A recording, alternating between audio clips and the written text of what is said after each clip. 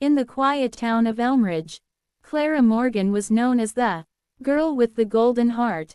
She volunteered at the library, brought soup to sick neighbors, and always smiled, even when life didn't smile back. But Clara had a secret. Beneath her kindness bloomed thorns of betrayal. 3 years ago, Clara had trusted her best friend, Rachel, and her boyfriend, Adrian, more than anyone. They were her world. But in one single night, that world shattered like glass. It was the night before her scholarship interview, an opportunity that could take her far from Elmridge and her broken home. She was prepared, nervous, but hopeful, until she walked into Rachel's house unannounced and saw the two people she loved most together. The betrayal crushed her. Rachel claimed it was a mistake. Adrian said, "You were always too good for me anyway." And the next morning, someone mysteriously reported Clara for academic dishonesty, costing her the scholarship. Her dreams, her pride, her trust, ripped away. She disappeared, but not forever. 3 years later, Clara returned, not as the broken girl they remembered, but as a calm storm. With a law degree in her hand and silence on her lips, she moved back into her grandmother's old cottage on Rosewood Lane. Word spread like wildfire. Rachel was now the town's youngest council member, basking in popularity. Adrian ran a failing car dealership, still full of swagger, but drowning in debt. Neither expected to see Clara again. And certainly not like this, colder, calculated, beautiful, dangerous. Clara's plan was already in motion.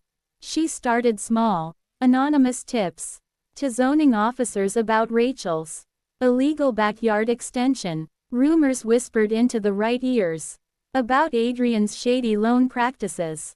She never showed her face, just enough to make them sweat. Then she played her trump card, an anonymous blog called Red Rose Truth. Every post dripped with secrets, real ones. Rachel's high school bribery scandal, Adrian's fake insurance claims, every lie they'd told, every person they'd used, it all came to light. One post at a time. The blog gained followers. The town began to turn. Clara knew justice wasn't just about exposure, it was about timing. So she waited until Elmridge's Founders Day Gala. Rachel was to give a keynote speech. Adrian was hosting the fundraiser. Clara, dressed in red fitting for a rose that had bled, entered like a ghost from the past. The entire room froze. Glasses clinked midair. Rachel's voice cracked. Adrian paled. She walked calmly to the stage, past the shocked mayor, and took the mic. "I'm not here for applause," she began.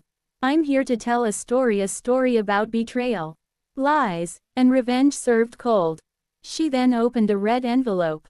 Inside were printed copies of emails, transactions, and recordings, proof of everything. She tossed them into the crowd like confetti.